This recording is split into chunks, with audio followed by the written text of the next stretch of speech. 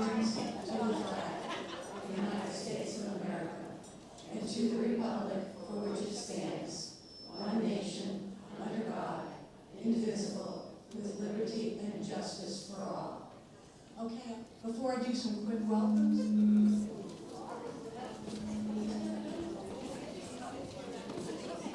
Before I do some quick welcomes, please, have you got your 50-50 raffle?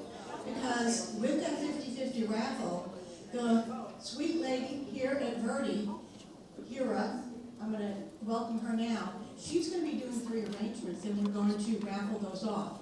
Those tickets are with your 50-50.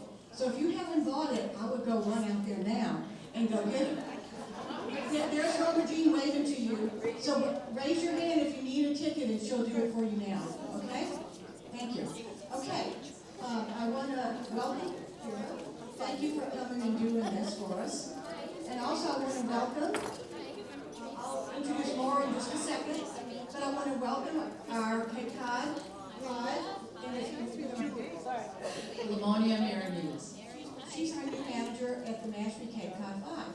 And we have a lovely lady here from the news. Why don't you introduce yourself? Yes, she's just on. Hello, I'm Bronwyn Walsh, and I work for the Mashpee Enterprise. Thrilled to have you. Okay, and I want to introduce Laura first, because she's going to run. She's doing our fashion show at J. Jill. She is going to be doing the fashion show. It's going to be phenomenal. I'll talk about the fashion show later, but she's got to get back and get organized for our fashion show. Thank you, Susan.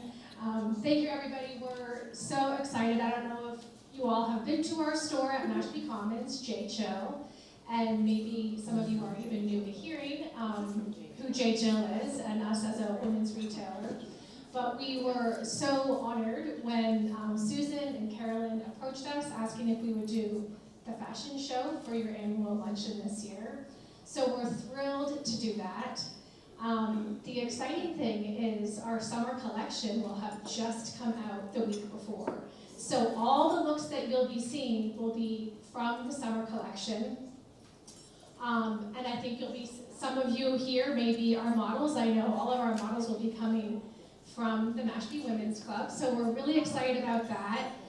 And one thing that J. Jill has just launched is a campaign called One Wardrobe, No Limits. And it really is to show how you don't have to have a lot of pieces to have versatility to your wardrobe, and to cover all the different things that we do as women in our lives. So we will be featuring that in the fashion show, and we'll be showing that by depicting a week on Cape Cod with our J. Jill fashions. So what a beautiful setting to do that in, here with the ocean just out there. So we're quite thrilled about that. I did want to let you all know that at the luncheon, you will be receiving a coupon for a discount on an item in the store. And I also wanted to let you know, in case you're interested, this weekend we are doing 30% off all linen. Now, J. Jill is known for its linen. We have beautiful linen. The more you wear it, the better it is. So I do invite you to come by. I'm Laura, as Susan said. My team is there all weekend. We would love to introduce you to our brand and share with you some of our beautiful styles. And of course, we'll share with you more in June when we see you at the luncheon. But thank you so much. I want you to know that Carolyn and I went to J. Jill to talk to him about it, and Jake Murphy taught me this. Yes. She taught me to be a giver. So I took one for the team and got this outfit. So I just wanted you to know that, and Jane's our presidential advisor, so she's been grooming me. So thank you. Thank you very much. Okay, so we have some guests here. Okay. Kathleen Conway. Welcome, Kathleen. So where are you from? All right, thank you. Okay, and then we have Sandra. We've had her before. Where's Sandra? Sandra, she's from Mashpee. Welcome back. Okay, and then we have Jean. I think she's You're Jean. West Boston. Nice to see you. And Kathy Haverlin. Kathy? And where are you from, Kathy? Mashpee Windchime. Welcome. Okay. And then we have Cynthia Skinner. All right, Cynthia. All right. Pamela. I'll get my steps in. Mashpee Windchime. There's a kind of a theme here, you know? Maybe we should have a meeting there. Paula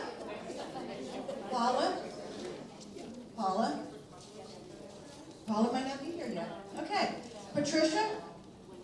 Pat Timoney? Okay. Maureen?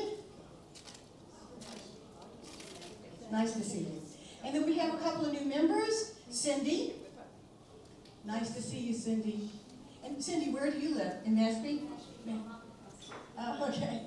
And we have Gina Corbo. Gina? Gina, where are you from? Here in UC Berry. UC Berry. Not welcome. Okay, and then we have Nancy. I just met Nancy Coppola. Nancy, where are you from? Nashville. Welcome.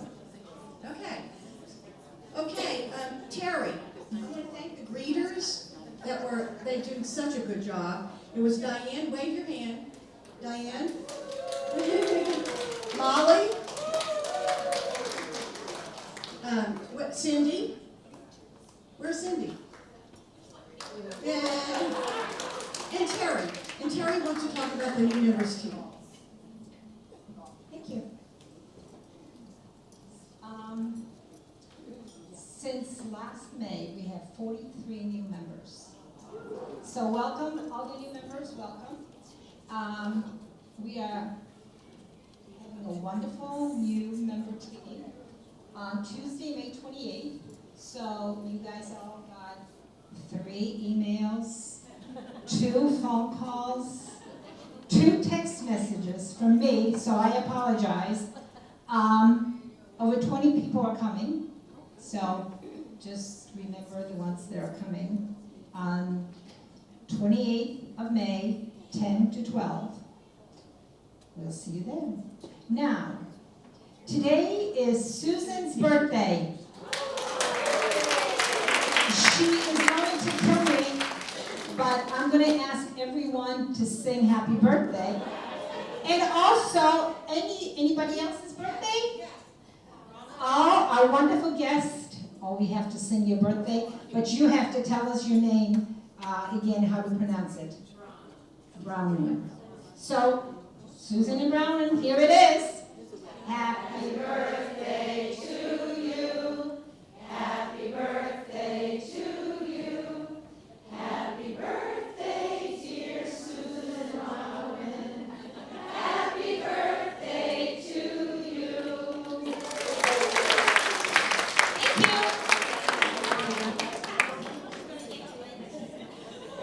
I want to thank Carolyn Holmes for the centerpieces. Thank you.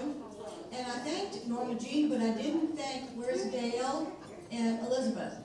Thank them so much for doing the 50-50 girls, because they spend a lot of time doing that, and then they have to go and get the money, count it up and do the math part.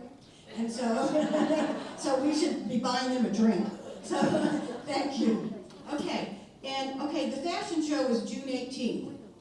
We assume it's going to be sold out like last year. So you need to get your tables organized. The person who is organizing and sending in the list does not need to pay for everybody, so don't worry about that. You send your own money in, whether you Venmo or you put it in a check, but one person is in charge of putting the table together. There are tables of 10. You write the name down and send it to Linda. And so we'll be having more information coming on the website and in the email blast. But I just wanted you to be aware. Like, let's say you have 4 people. That's okay. We're going to put you with somebody else. It's all right. Just put whoever you are going with. Okay? Any questions on that? Okay. And then, as far as on each of the tables, thank you, Pat, for putting it together for the baskets. We really need baskets. This is our major fundraiser one of our major fundraisers for the scholarships. And we really need baskets for the raffles. So we really appreciate that any raffles that we do, the money, we donate and all the money goes to the scholarship fund. So, and Jean Dennis is going to be taking care of our baskets again this year. And so Pat's going to be sending out information on where to send them to. In the past, Jay and I have had our cars opened up at our board meeting at Mashpee TV station, which we thank you so much, Justin, for getting this organized. And so I wanted to, we'll be sending an e-blast out for that too. So, but please donate, guys. Okay. The golf outing, Cindy. Did you want to say anything about that? So we are hoping for a nice sunny day for our golf outing on Tuesday, June 4th. Now we are at this point completely full. If anybody's still interested, you can let me know. I'll keep a waiting list just in case there are any changes. Again, we're hoping to have a terrific raffle, and the more prizes that all the golfers donate, the better and more exciting and fun our raffle will be. So if anyone has anything you'd like to donate to the raffle, you can see me. If anybody would like to help work that day, I'd love to have volunteers, because the more helpers, the easier things will go. So I look forward to it. I hope you all are ready for a good time. And I also want to thank Mary Liz for organizing the baby center. Thank you very much. And Joanne for organizing the toiletries. All you have to do is look and see what we have, and this is what we're all about. So on behalf of everybody, it's when we bring the items to a baby center, it's just heartwarming to see what they're so thrilled. They are in dire need. So any monetary donations that you want to do, we have a basket. Please make sure that you put it in, or you can Venmo, and we will make sure it gets there. Thank you. Okay, Susan Thomas is in charge of our website. She's done an amazing job. And along this job, she's putting a new membership form out for us. As you know, it's on the front page of the Globe today. Everything's going up, going up. We have to go up $7 for our dues. And so our dues is going from 35 to 42. So our dues incorporates, it's like our speaker, we don't charge you for that. The luncheon fee that you pay, all of it goes to New Seabury. So we only charge what they charge us. So all the speakers we pay for, insurance, our CPA, etc. We all pay for those. Those are fixed costs that we pay for. Obviously the program isn't fixed, but we pay for all of that out of that extra $7. So I just wanted to let you know that it's coming. Thank you. Any questions on that? Okay. I want to thank Sue. Where's Sue White? Sue, did you want to say anything about scholarship, which is what we're doing next time for the fundraiser? Ladies, welcome if you're new. Some of you may not be aware of the fact that each year the Mashpee Women Club gives scholarships to deserving seniors. Male and both female, so there's no judgment there. This year, we have awarded three $3,000 scholarships. Fortunately, because of ladies like you, we've been able to increase how much we've given these young people. When I get the notice from the guidance counselor, and this year we had 34 applications. Each application is 6 or 7 pages long. It includes a lot of information. One of the things that it does do is that it tells the person looking at the application the schools that they have been applied to and the schools that they have been accepted at. So the winners of this year's scholarship are Talia DiMaggio, Amaya Frazier, and Jada Markham, and we wish them luck in their future endeavors. Thank you, Sue. And now, the last speaker, I'm going to ask Pat to come speak. Anything I ask her to do, she's so sweet, she does it. She's so wonderful. Our whole board is like that, by the way. We are just amazing. If you ask somebody to do something, it does take a village. So, on behalf of me, I want to thank all of you.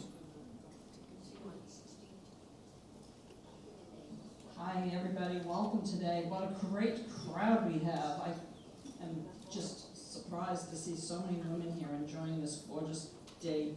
Finally, a beautiful day in May. As you know, this year is an election year, and I have been asked to be the chair of the nominating committee. And I've been working with some wonderful candidates, and been working hard to bring wonderful candidates to the new slate of offices. First, I'd like to take a minute to recognize the nominating committee. Terry Cordo, Pat Doyle, Elizabeth Jorgensen, I think she's busy selling, she's counting money, and Diane Tierney. Thank you all for your hard work. And I'd also like to thank and acknowledge all the members of the current board, the committee chairs who have worked tirelessly since we started meeting again since the pandemic. And some of these people, volunteers, have been on the board since before the pandemic. So they've worked tirelessly and hard to make this happen.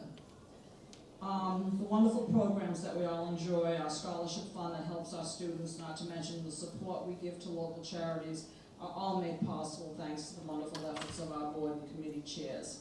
And if anybody wants proof of that, just look back there, you'll see what we have done just for this in honor of Mother's Day and all our new babies here in the Cape. I'm so very happy that our current Vice President, Barbara Marchio, will be moving into the presidency.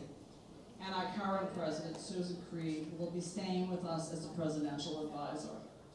And some more good news, we won't be losing all of the current committee chairs, just a few who need a break or who have other priorities like new grandchildren. The nominating committee currently has a list of names for all but one of our officer positions. And this position is very important to our organization. It's our treasury. As you know, this organization works hard, and the treasury is a very important and I know time-consuming position. But we can't function without it. So we're still looking for someone. And if you are interested, or you know someone who's interested, please approach me or one of the other persons on the nominating committee. We need to have this slate of officers into the board of directors by our next board meeting in June, and we will be voting on it in July at our annual meeting. So please consider it. We need one more officer. Thank you. Thank you, Pat. And thank all of the board members. The nominating committee have been awesome. Now, enjoy.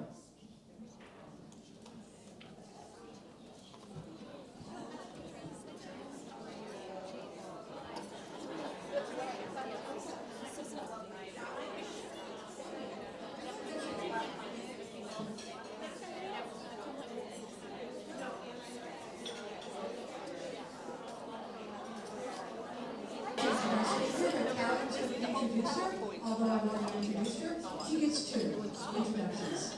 And I just want to thank you for all coming. And there's a penny under the plates, and that's you get the centerpiece.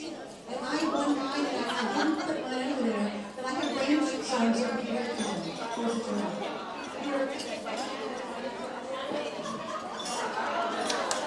Hello, ladies. Not too loud. Is that too loud? One important message before I get started and introduce our speaker is we've got the fashion show next month, and what Susan failed to say is our 12 models have just returned from Fashion Week in Paris. So, I'm telling you, you're in for a great show. But besides that, I am thrilled to be here today. It's a gorgeous day, and Hira is going to do our presentation. We are so fortunate to have her.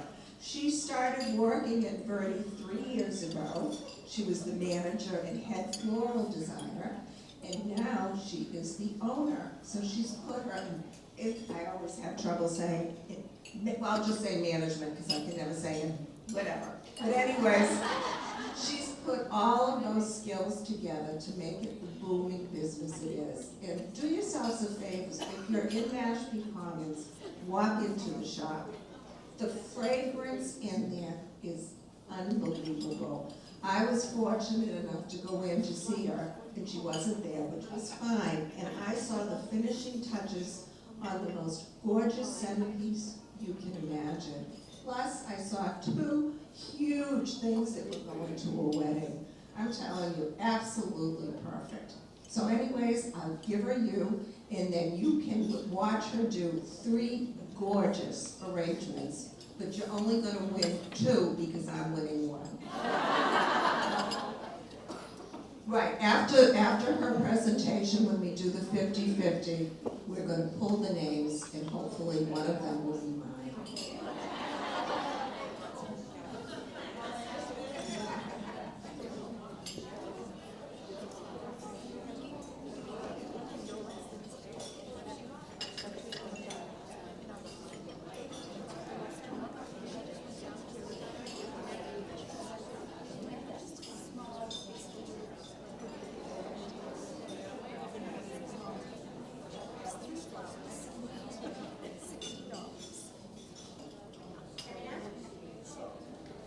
Hi everyone.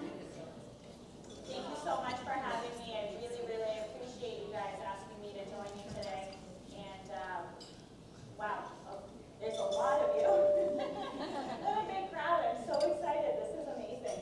I'm glad you guys called me in today. I love the idea of women just uplifting each other, being together, always looking out for each other. I'm one of 5 girls. I had to count again. My mom has 5 daughters, and it's wonderful to be around women. That's all I have to say. You know, we're so good to each other. We're so uplifting. We care about everybody around us. So it's so nice to see that in all aspects, really. So thank you. Today, I will be doing a basket arrangement with some plants for somebody who's going to be lucky enough to put this outside. We're also going to be doing a floral arrangement and an ikebana arrangement. So I think I'm going to start with the basket with the plants today. I brought in a few different ones. So took a little trip to Mahoney's yesterday, and I know a lot of you know everything that's going on there. That's everybody's favorite place to be. The basic elements that you want to think about when you're planting anything for, you know, your window box or one of the planters outside or even inside, you want a thriller, a filler, and a spiller. Those are the 3 elements that you want to focus on. So today, my thriller is this coleus, mostly because I love this bright color. I love color, I really do. Anything that's bright and exciting, so this kind of fuchsia mixed with the bright green. And coleus, when it gets a lot of full sun, it just grows and grows and grows. So this is going to be beautiful once it's out in the sun after a few weeks. And then for our spiller, we've got some petunia. Again, bright colors just to match that, and that's just going to cascade all the way down. And then our filler is going to be some grassy elements. Give it a little bit of height. Give it some texture so that it doesn't feel so roundy-moundy all the time. You know, you want to get some kind of different textures going on in there. So we're going to start off with some soil. Also, if you ever get these baskets or a container that you've got going outside or even inside that you're doing live plants in, make sure there's enough drainage. Now, this is lined with plastic, but I still want to cut just a couple of little holes in here. That water backlog is the worst thing that you can do to your plants. All it does is just stink up and get moldy, and it just kills the plants all the way from inside. And you never even see it coming because you just don't realize that it's just, you know, we want to water everything. That's what we've been taught. But it's just full of water, and it's not getting any chance to dry out, and so it just becomes all rotted and moldy. So you want to make sure everything gets proper drainage. So we'll start off with some soil.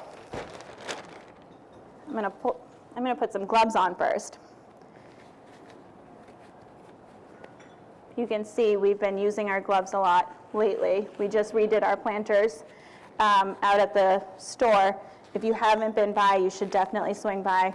I'm a big fan of petunias, so I've got like these purple ones out there. We've got our favorite mandavillas out there. And this year I brought in some bougainvillea, and they look stunning. And I'm just so scared of ruining them because I've never brought them in here before. I've never brought them to the store, not even to my mom's house, so I'm a little nervous, but they look beautiful.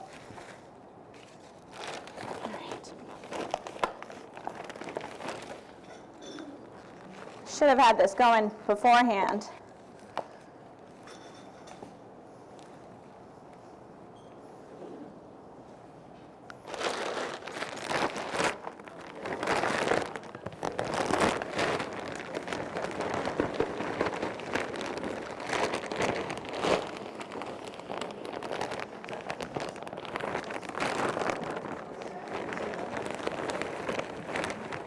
There you go. Okay, this isn't fun to do inside. Not for somebody who likes everything to be clean and neat.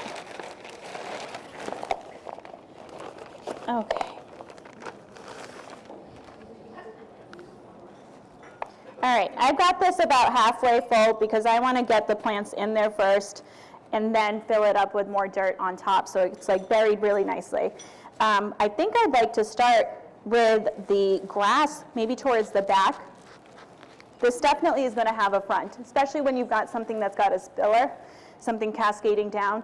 You're going to want to make sure that's towards the front. So something with some height should definitely be in the background so that it doesn't cover up any of the other plants. So we'll start off with this grass.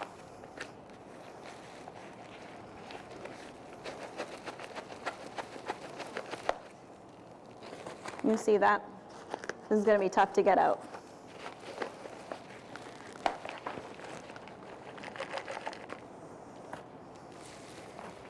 I'm going to break this up a little bit. It's so tightly wound, these roots. We just want to make sure that it's loosened up a little so it gets enough room to breathe and has enough space to kind of root within the soil in this.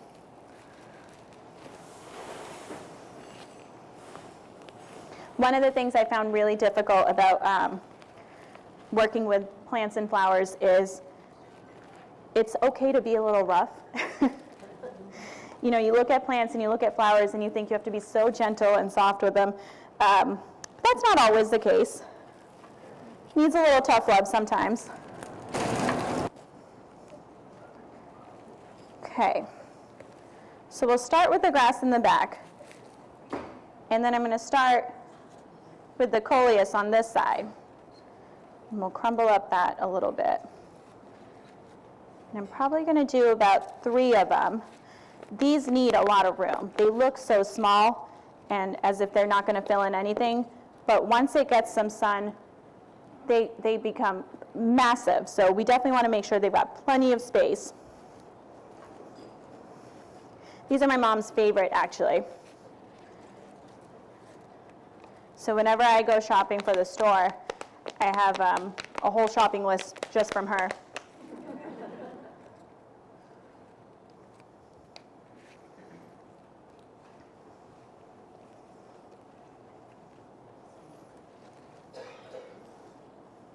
All right, we've got a nice grouping right here.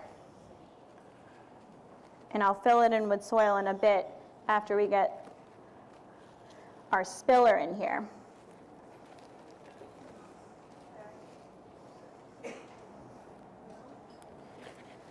Now I obviously can't plant this whole thing in here, it's too big. So we'll break it up a little bit.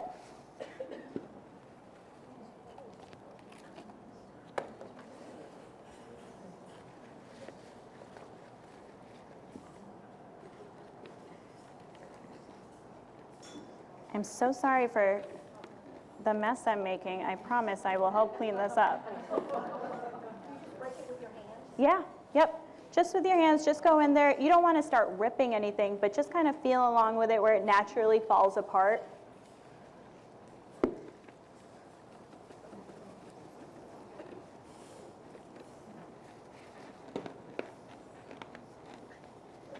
My sister, on the other hand, will take clippers and literally start sawing through everything. Which, you know what, her planters look great, so maybe that's the way to do it if it's easier and less messy. I just like to dig in with my hands. So I'm breaking this in half, right down the center.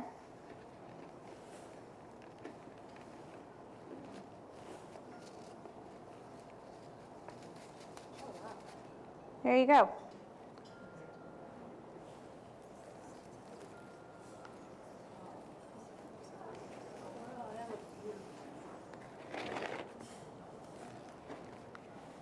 We'll get that all the way in. We want to make sure that it's buried in there, nothing sitting right up top. It doesn't get a chance to root that well, even though these do really well, truthfully.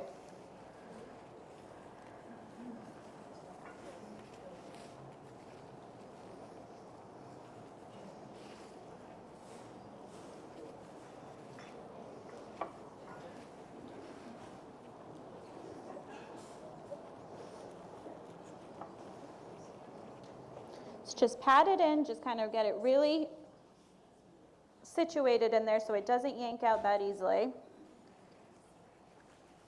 We've got the coleus right back here. I want to untangle that a little bit. This seems to grab everything.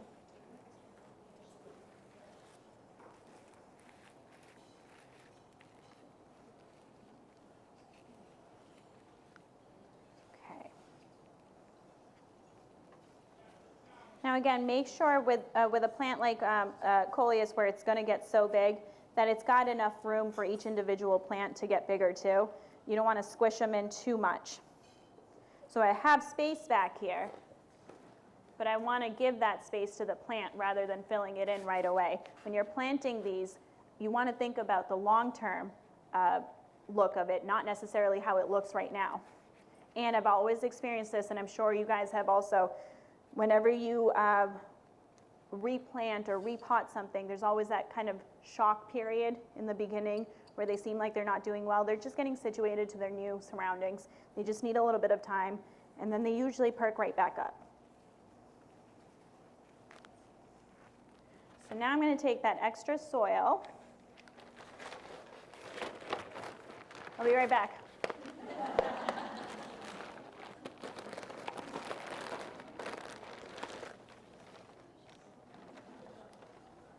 And just fill in.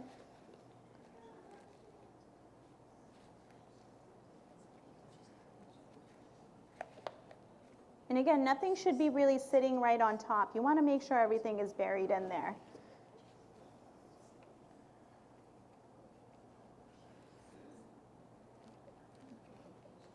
Okay.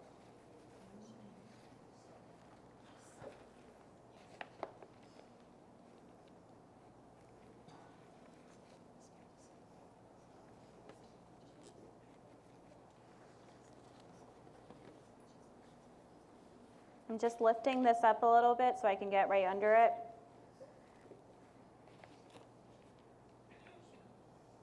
I love petunia. The only problem I've ever had with it in the past few years, so I do usually use them every spring. If it gets too, if we have like a really rainy period where there's a lot of moisture, I do notice that it starts to get very kind of like almost like fungusy in between. You'll start peeling it and you'll see it, and it just needs a lot of room to dry. But that's why they're perfect for any area where you get a lot of full sun, because they love some full sun.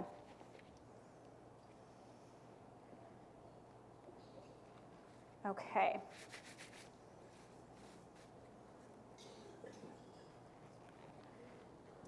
This is not a looker right now, but it's gonna be. This thriller doesn't look like it's thrilling anybody right now, but I promise you, this is gonna be beautiful once it starts growing. This color is just stunning, and you don't normally see this color in the coleus. This is one of the few times I've seen this very bright, shocking pink in this.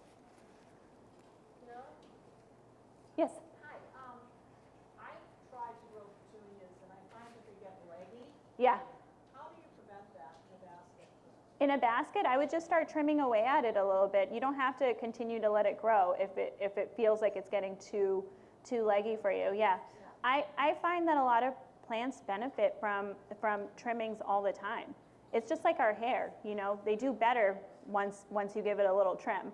So if it feels like it's getting too leggy, it probably needs to be either trimmed back, or you might want to repot it somewhere that's more suitable for the plant itself in you know, the way it's growing at that point. Okay, thank you. No problem. Any other questions? Sorry. Yes. Are those million bells or do they need to be deadheaded? Which one? What? The petunias, Yes. will they need to be deadheaded? Yeah. Yeah, definitely. Absolutely.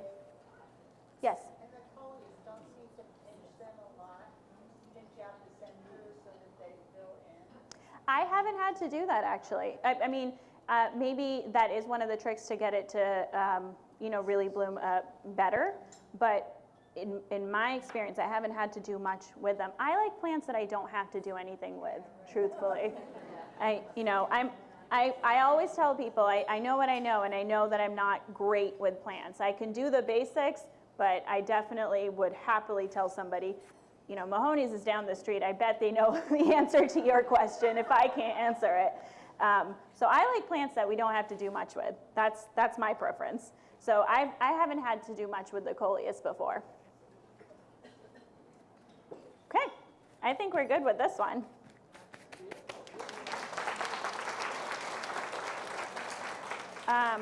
Let's see if I can clean up this mess just a little bit.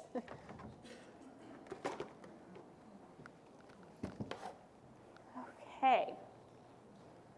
I'll put this down here for a second. I'm not going to water it just now because we're inside and I've got the drainage going on in there. So we'll water this in a little bit outside, but definitely as soon as you plant anything, give it some water. It needs it. It's going through a shocking period at this point. Okay. Yikes. I'm like looking for Chelsea to see if she's scowling at me right now.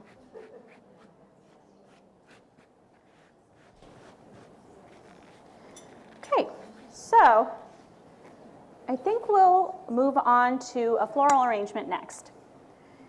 So I've started moving more towards containers that I can use chicken wire in because it's reusable, and then we don't have to use a lot of foliage to hold the flowers up. So something that's solid, ceramic, anything that's not glass, you can use chicken wire to hold your arrangements. I know most people, if you look up videos online, you'll see kind of like that grid format to hold your flowers. This is basically the same thing, just a little bit easier because you don't have to start taping everything down. So we get coated chicken wire, and I'll cut it down.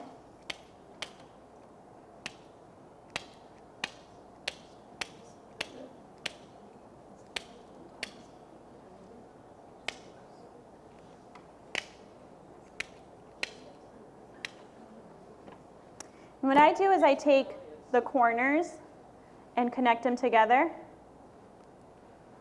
Just twist them. Same thing with this corner. Get that kind of ball format going. And I do my best to curl in all of the cut end pieces because I don't want it scratching any of the containers. So if you see this is all open and cut, I'm just going to twist it in. Just so that I don't scratch up the container and ruin that. Plus it needs all of these crevices to hold your stems up. So we want it to be just a little bit crumbled up. So we'll stick that right in here.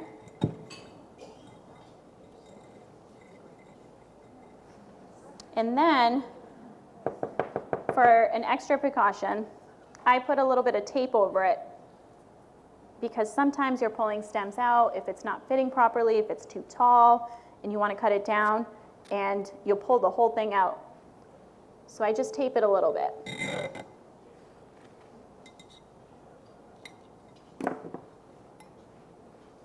Just like that.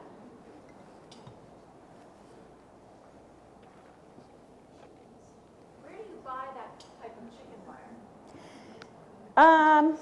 a wholesaler, but I'm sure, I know Amazon has it, and I bet like any kind of, Aubuchon has it? Yeah, and maybe like an arts and crafts kind of place would have it too. Yeah, and you want the coated kind, not the, honestly, I don't know why we get the coated kind. I know there's a reason behind it. I'll figure that out. That makes sense.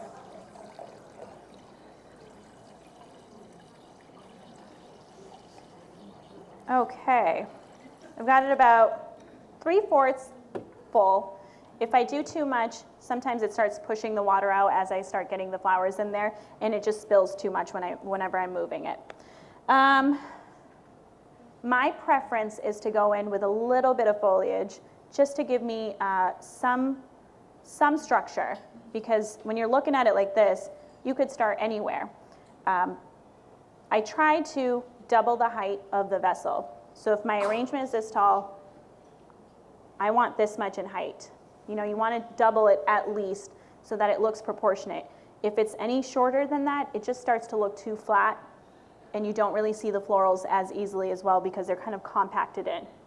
If you've gotten flowers from us before, you know our style is very low and lush, but still with enough kind of room for each flower to kind of bloom and open up on its own and have some movement too. So I'm going to start off with some Italian ruscus, and we'll go in with a little bit of leaf shine just to make it a little bit prettier. You will find this, I know, everybody loves leaf shine, everybody does. This is you'll find it at Mahoney's, I believe, and it's great for any of your indoor plants too. You don't want to go crazy with the leaf shine. It is oil-based, so it does clog up the pores, but if you do a little bit over your plants and you rub it off, that dust that you're always trying to clean off your plants, it won't cling to it as much. It's shinier, it's definitely prettier, and don't breathe it in too much. Don't go crazy with it. Again, oil-based, so it does clog the pores. But it definitely makes everything just look a little bit prettier instead of having to wash and clean everything over and over again. The greenery or the leaf shine? This thing? Italian ruscus. Yes. So I'm breaking it into a couple of different pieces. I try to clean off the bottom of the stem. We don't want too much foliage in the water. The more foliage in the water, the faster your flowers will rot because it's just too much dirt and yeah, basically dirt in the water that's kind of clogging everything up. So we want to keep this as clean as possible, and I do that with all of our stems. So I'm going to go in and just kind of create just a little bit of a structure. I go in at the edges and kind of cover each corner a little bit.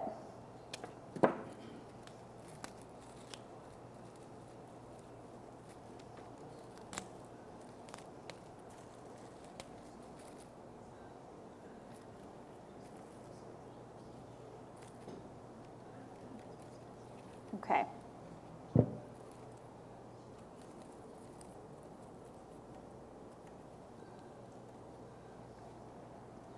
I think we'll start off with our mini green hydrangeas. One of my favorite stems, and I know we're all very hesitant with hydrangeas because they take so much water, and they're usually one of the fastest flowers to wilt away within an arrangement. It's just because they need tons of water. So if you ever experience a hydrangea wilting in your arrangement, pull it out, give it a fresh cut, change that water. It does wonders for it. They also drink water from their petals. So you can stick the whole head into a glass full of water and it will soak up water that way too.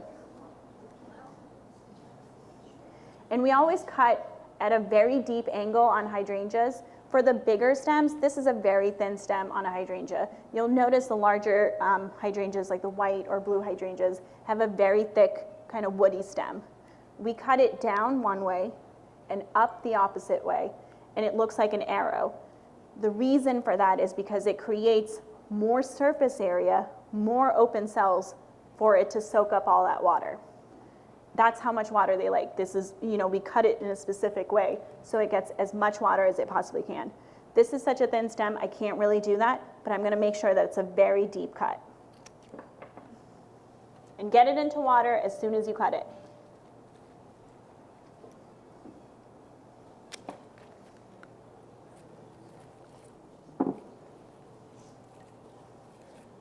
Now, if any of you have any experience with design elements, we've always been told odd numbers work best. So we always go in with odd numbers. You'll notice I'm going to do 3 hydrangeas, 3 peonies. I might do 3 to 5 spray roses, etc. So we try to do odd numbers for all of our flowers, except for when it's like a massive focal point. Like if I was to do a large anthurium in this, I'm not going to add in a ton of them, especially on a smaller arrangement. Maybe I just want one to kind of highlight that specific bloom.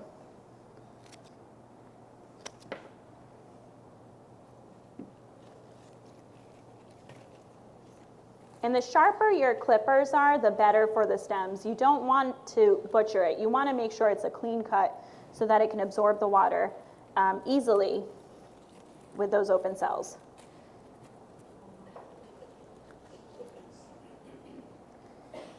Okay, I had to bring these in.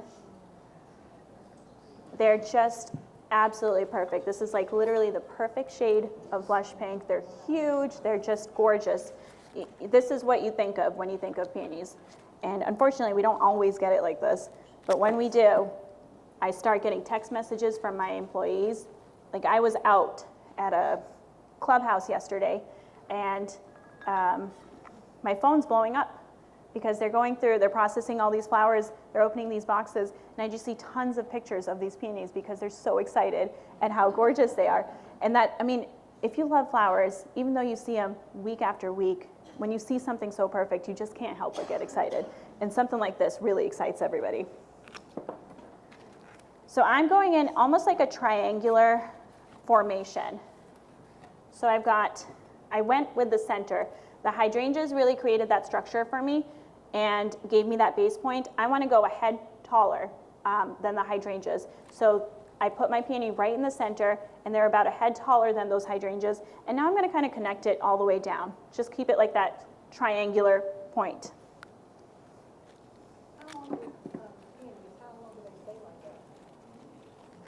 All the beautiful flowers don't stay like that too long.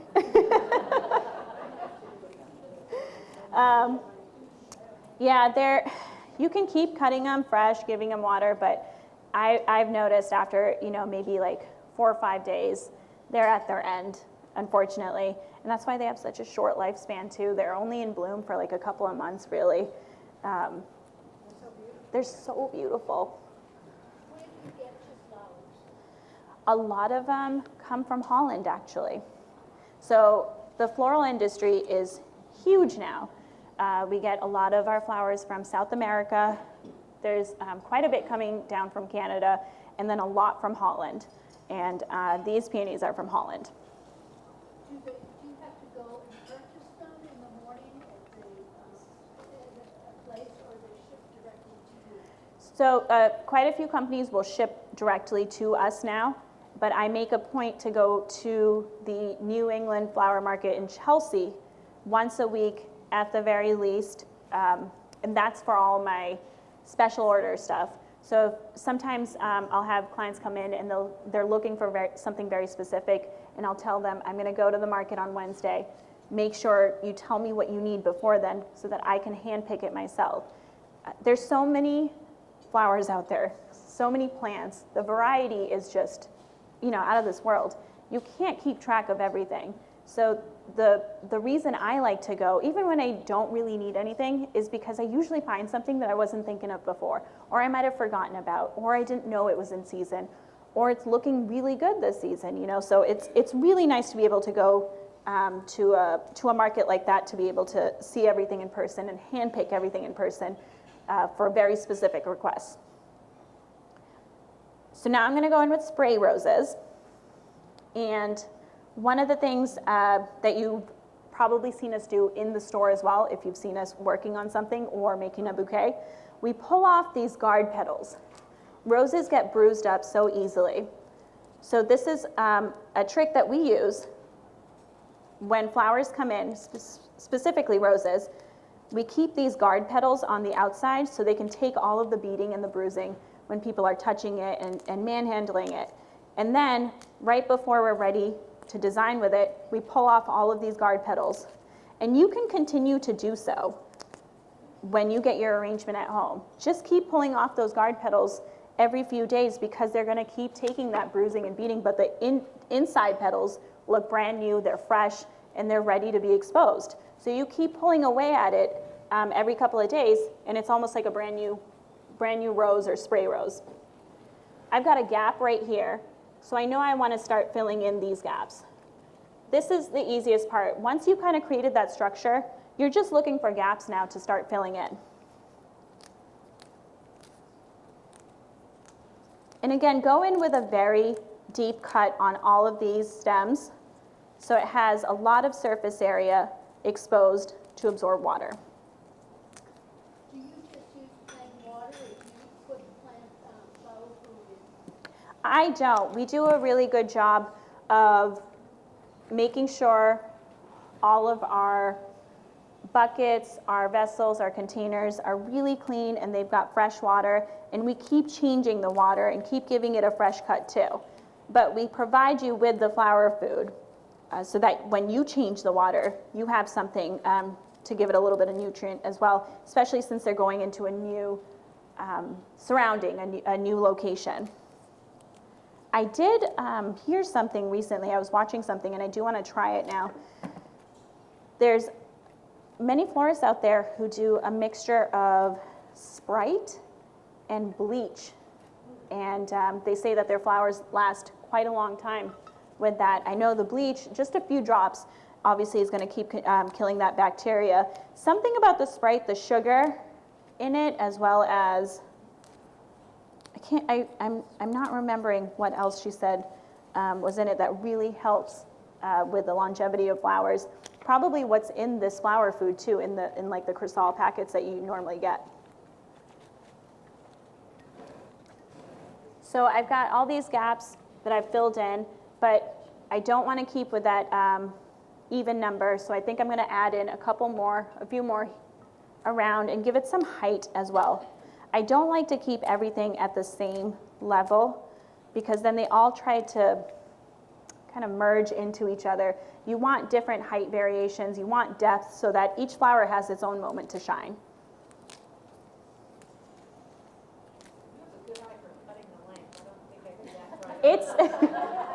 It's a lot of practice, it really is.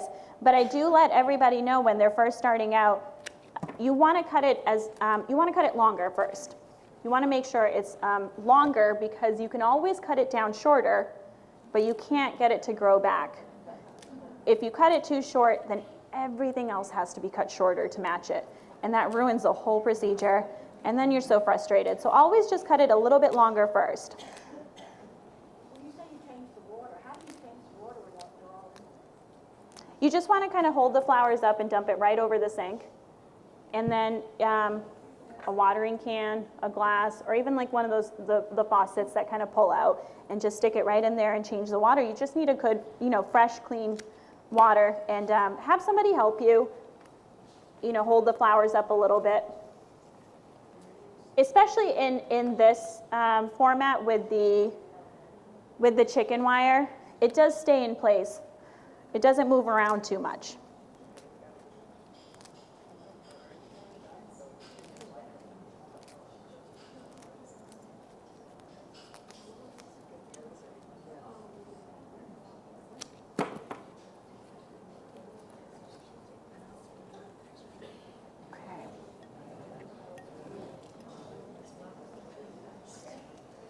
This is great, and it's got a lot of different focal points, and the color palette's really nice, but I think I want some linear movement now, so I'm going to put in some Astilbe.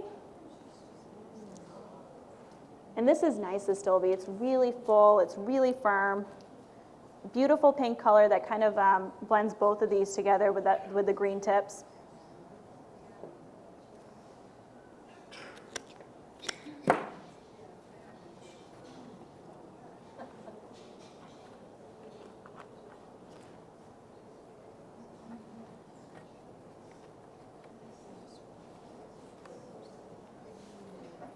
Okay. And I think I'd like to go in with a little pop of purple. Now, the campanula, there was somebody who used to work with us would always call it campanula. It was just a joke, but it's stuck in my head. And now every time I say it, I have to pause and make sure I don't say the wrong thing. Campanula, yep, not campanula, campanula.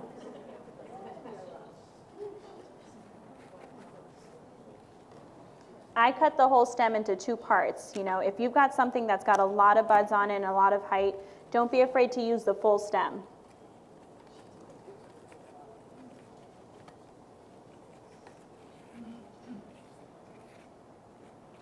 It just gives it a little bit of an airy movement as well, not so compacted.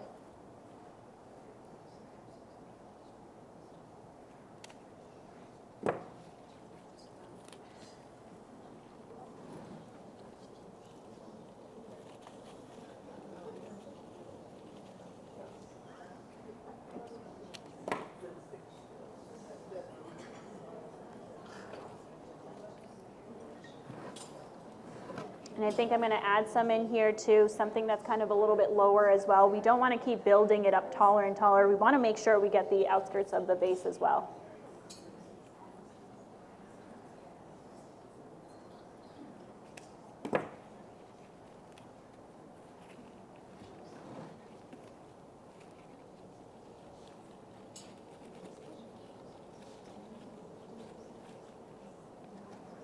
The other good thing about the chicken wire is that you don't need to make sure that the stems are touching the base of the vase because it'll hold everything up. You just need to make sure that it's got plenty of water so that each stem is in water, but it doesn't necessarily need to touch the base of the vase because the chicken wire holds everything up. And let's finish off with some hyacinth.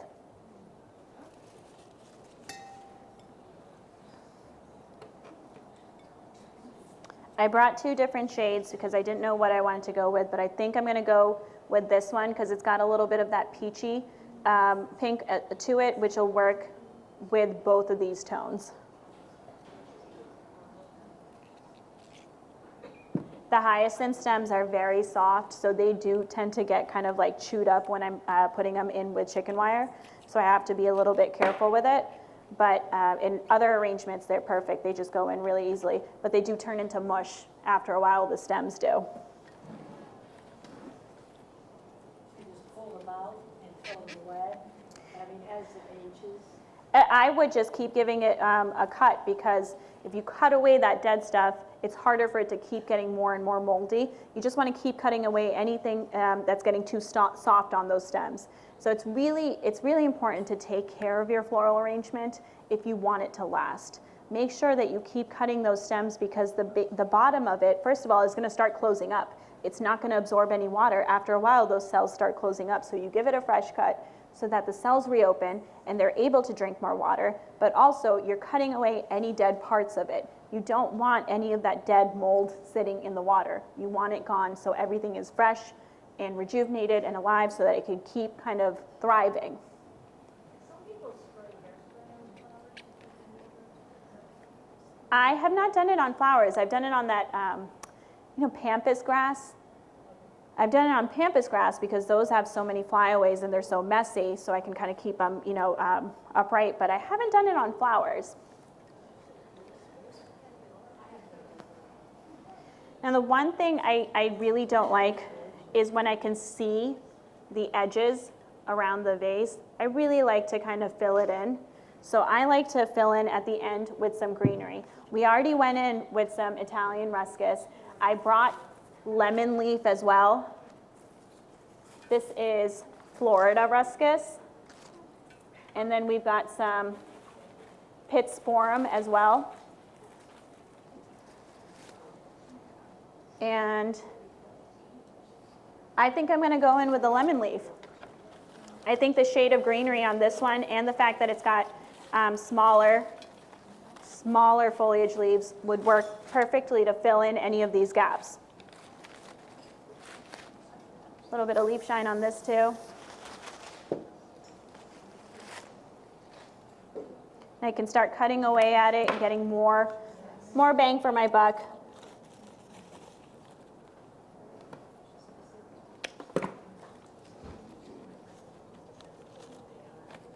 It's nice to have a couple of different types of greenery.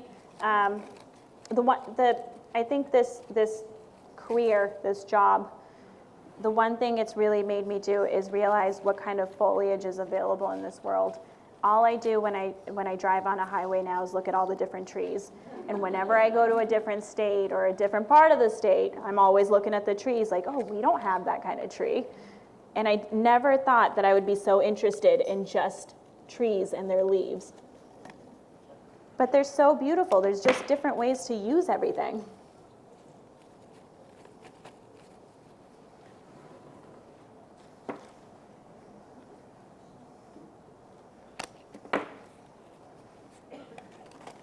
So I'm going in right at the bottom to kind of cover up those edges. You can see that right here.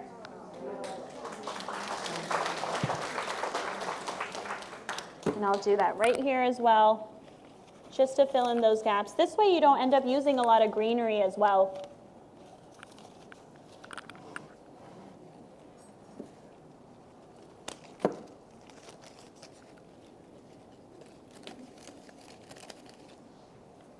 And we're done.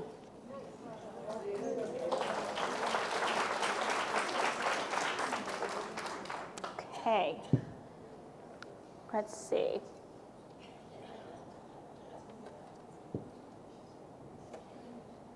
I'm so sorry, I've made a huge mess, but half the time at work, all you do is clean. Okay. So, last arrangement I'd like to make is an ikebana arrangement. Ikebanas are, it's a Japanese form of floral design that originated over 600 years ago.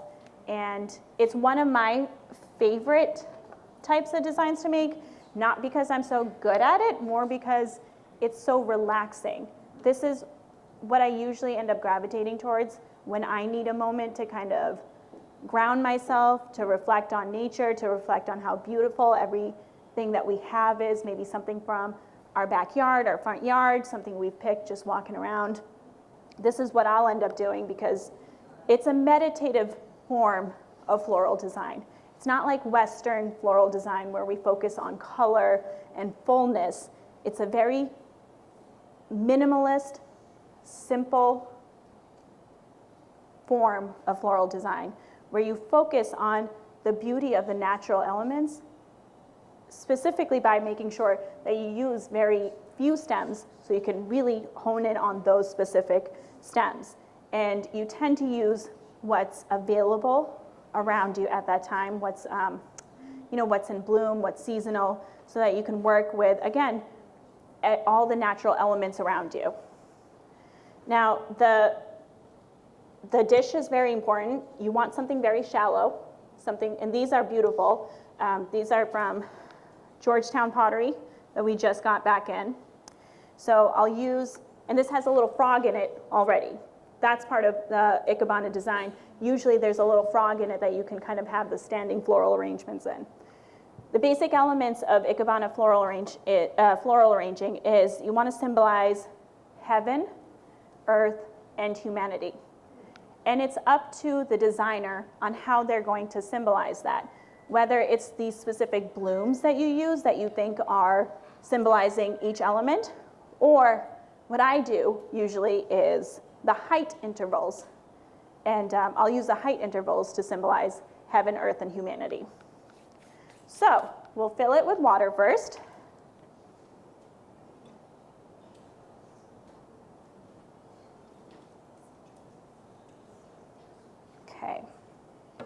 I got this King Solomon seal from my mom's yard this morning.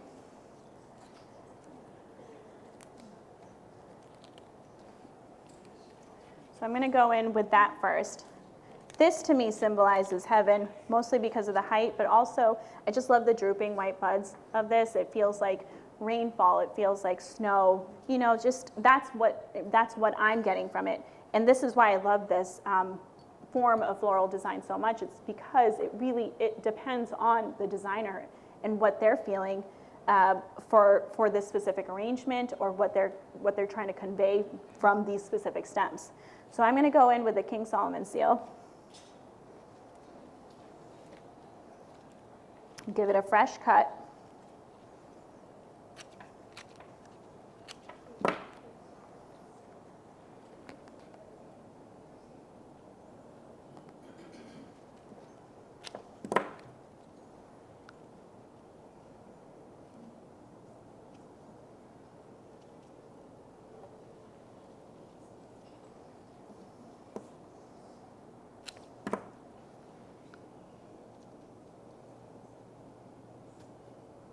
You do have to learn to cut away at it where you think it really needs to be, I guess, less full. Because again, this is a very minimalist design. You don't want really a full lush arrangement. You want it to be kind of airy. You want the focus to be on the stems. And right now, all I'm seeing is this kind of clump of foliage over here that's killing it for me. So I am going to cut away some of this.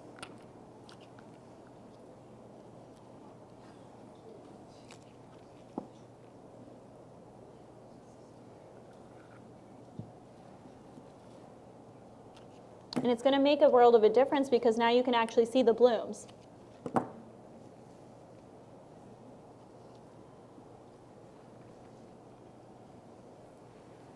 And then I have some hellebore that we pulled out of our planters, today's Tuesday, last week. And I wanted to make sure I had some cuttings for this as well. Hellebore is a great plant also if you're looking for something for your yard. Very little care goes into it. It's an annual, no, it's a perennial. And they're beautiful. They do like a lot of shade, so you don't have to worry about making sure that it gets a lot of sun.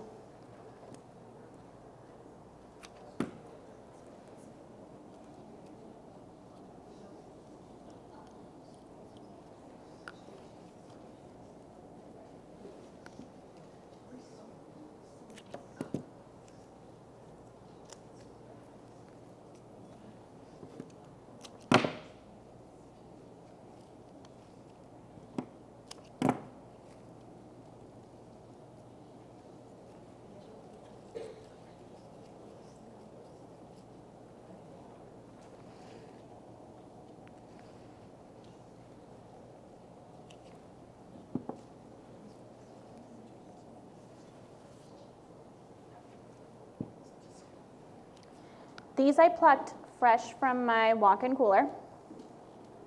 These are Cymbidium orchids.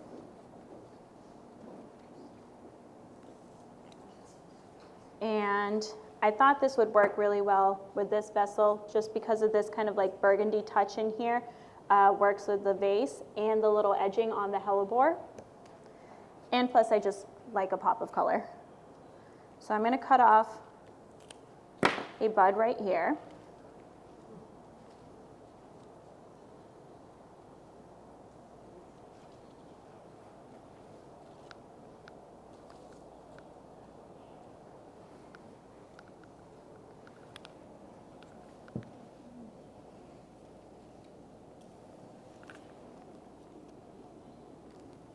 The other great thing about frogs is that it pierces the stems and it allows more water to be absorbed. It keeps the flowers fresh even longer.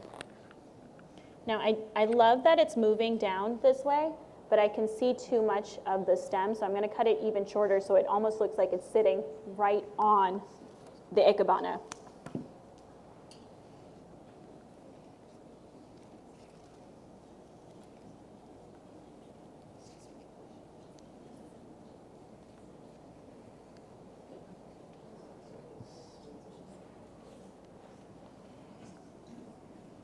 And that's it. How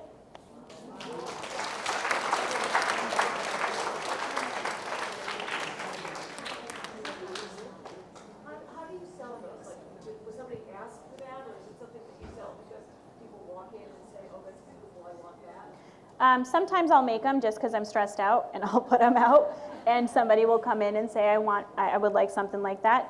There are quite a few people who already know about ikabanas, so they'll see the ikabanas on our floor and either just buy it as a gift or for themselves, or ask us to make an arrangement. And we work off the colors, of the pottery piece itself, or off of whatever our client's asking of us. And I have a few, actually, I brought some today in case anybody wants to buy any at the end of this, because I know these always are so popular. They're just an easy way to introduce yourself into floral arranging. There's not a lot of stress involved with it, and there really shouldn't be. It's a meditative form of floral design. It's something that's supposed to kind of connect you to nature. And this is great for things that you can just find out on your walk or in your yard. You don't need to go to the local flower shop or Trader Joe's and get a bunch of flowers. This is meant for cuttings from your yard, basically, so that you can keep refreshing it and connecting with what's in bloom and what's seasonal at the moment. It's a cymbidium orchid, and that is not going to be found in your yard. That's not seasonal. But I love them, so I really wanted to bring them in for you guys. All right. Thank you so much, ladies. I really appreciate you guys letting me do this. Getting back to the potting soil, was that Miracle Grow? Yep. So that's just, Regular potting mix. what's the difference between that and like compost and other stuff? I think it's just like it's all your own kind of like thought process. Everybody has a different trick to making sure everything grows better and the biggest and the best. I usually just get regular Miracle Grow potting mix, and I haven't had any issues with it. Compost just has a lot of more natural organic elements to it, which are always better in general.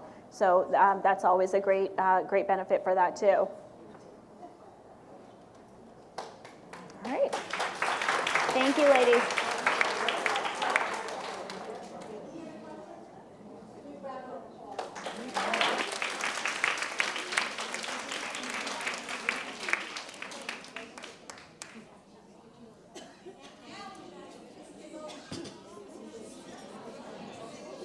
Could I just have your attention for a couple of minutes? I want to thank you all for donated towards the 50/50 raffle.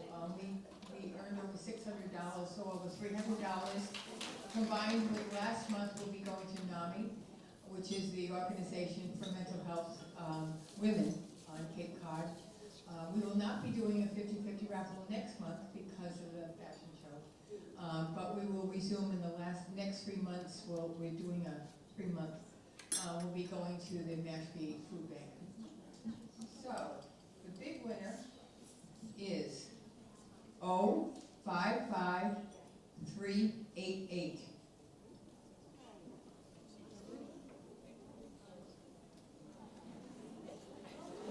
Oh, this pretty jacket lady, we all loved her.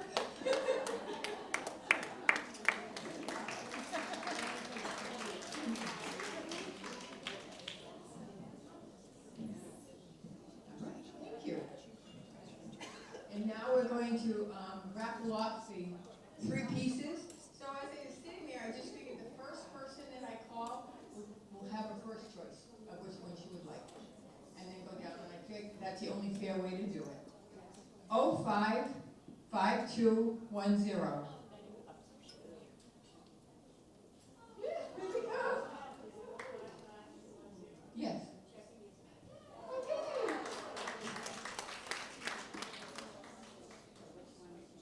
I trust you. Drop me a napkin. Don't trip on the napkin.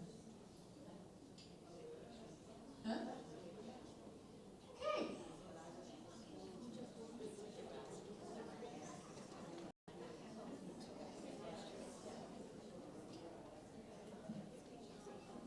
The next one is 0553 435. 055 435.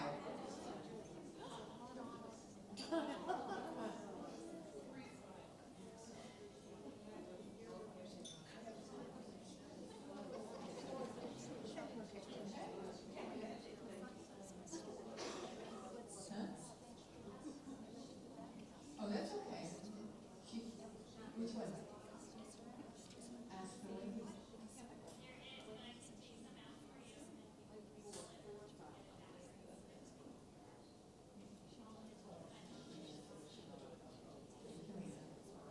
The next one is 05543.